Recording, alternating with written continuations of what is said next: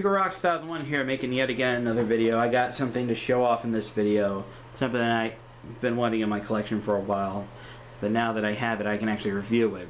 If you remember my video where I did a comparison between all the model Wii's plus the deluxe Wii U, I may get the basic version of the Wii U, but maybe not. I'll probably get that and then sell it to my friend Phase Doom guy, but I did get something Nintendo Wii related. And you may be asking me, what did I pick up? Well, over at my pawn shop for only $50, it was complete, sort of. But I got this. It's a Nintendo Wii Mini. As you can tell, it's the red and black color Wii Mini. You've probably seen this on store shelves. If you remember, back in 2012, this was originally released only in Canada, then eventually Europe got it, and now America got their hands on it. Not sure about Japan though. But other than that, this is the Wii Mini. It's basically the final iteration of the Nintendo Wii. You've got the original Wii, the Wii Family Edition, or I like to call the RVL-101, and then you've got the Wii U, if you want to count that, but that's a completely different system altogether. So other than that, let's take a look around this system. It's got a nice red and black color scheme. I think that's really cool. I mean, and also, unlike the Wii and even the Wii U, the system is a matte finish. I really love that compared to glossy. I'm not a big fan of glossy piano gloss finish, but that's just me, because it gets smudged easily. This, it's a nice matte finish. On the top here you got your open button, which unlike a slot loading design like the original Wii, it's a top loading design that you put your disc in here and then close the lid. It's like an old school game system that you were to play back in the day. Even the older CD add-ons for systems, they were a top loading design, even though the original Model 1 Sega CD was a slot loading tray design.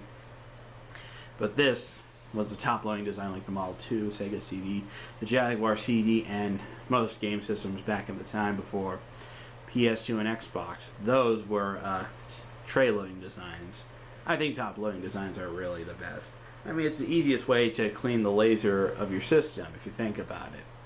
But other than that, that's your power button. Funny enough, there is no reset button on the console. In order to reset your game, what you have to do is basically press the home button and then point your cursor to reset. Funny enough, that's what you have to do with the Wii U as well. There is no reset button on the console, which is quite frankly funny if you were to ask me. I mean, almost every console had the reset button on the system, which is quite strange if you think about it. Also, I forgot to show off some accessories, but I'll show that a little later in the video. On the front, there's nothing too special, and on the right side, there's nothing too special as well. But if you look on the left side, you got your sync button and your watch battery, CR2032 that is, and AMD engraved on there. Instead of saying graphics by ATI, it's basically AMD this time. On the back here is where you hook up your cables, your USB for charging your controllers or plugging a fan back here. This does not work with internet capability. That was stripped out. Your fan, which is practically I think the same as the older Wii. The center bar is the same. Power adapter is the same.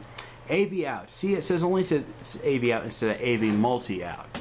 AV multi-out is for if you wanted to hook up your Wii to component or the Wii to HDMI.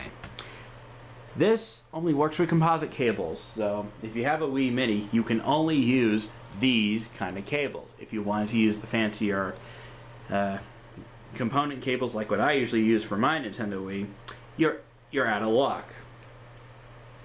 You have to use composite cables, so hopefully you're using a CRT television to play this, or have your TV displaying in a good screen format. Otherwise, it's going to look pretty bad. But other than that, Another thing with this system that not many people like about it is they took out the internet capabilities, which, to be fair, not many people are using these days. So, but other than that, that also means getting homebrew on this system may be a challenge. It may be easy for you or something like that. I don't know, but you won't be able to connect to your internet and other stuff. Oh, and the most annoying thing in my book is you can't connect an SD card to your Nintendo Wii Mini, which is very annoying. But other than that, this is still a really cool system if you're a collector. If you're a diehard Wii person, I need to mention a few things. If you're only just going to play Wii games, not going to do much homebrewing or planning on taking storage to another system, to a Wii U, or even gonna do much stuff, or if you're just gonna use the standard composite cables, which why would you want to do that, then the Wii Mini is what I'd recommend. But other than that, I would recommend either one of the other Wii systems, the Wii 001, the redesigned one which has no GameCube support, or the Wii U. But if anyone wants to see a size comparison between a normal Nintendo Wii, I'll go ahead and lay this sideways, though I think you got the idea. So, one of my little sticker things came off. Lovely. Let me fix that. Hang on. But yeah, as you can see, it's like 2/3 of the size of a normal Wii, if you're wondering. That's pretty cool. Also, when I got this Wii at a pawn shop, it was $50. It came with the matching Wii remote, though the little rubbery grip thing, or whatever it's called, is not the right color. It's supposed to be red, like the actual system, or the actual controller. And the wrist strap's also the wrong color, but I'm not going to complain. At least it matches the system. That's good enough for me. It also came with the matching nunchuck, although it does have two things. Number one, the cable's a bit kinked, so I'm going to try to straighten it out and get it, well, less kinked. And also, there's a bit damage on the joystick. I guess someone found the rubbery grip a bit chewy or some sort. I'll probably find a replacement red cap and just put it on there and call it good.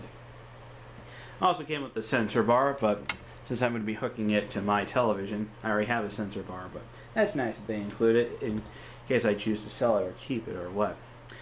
He also came with a power adapter. I also have a spare one, so this is what it looks like. It's the same as the normal Wii power adapter, nothing special. And your composite cables. I'm probably going to have to unwrap these and hook this to my television because, as mentioned, the Wii Mini does not work with component cables or the Wii to HDMI cable. If you try to use that on this system, it's not going to work. I'm not joking. I wish I was, but I'm not, sadly. So, yeah.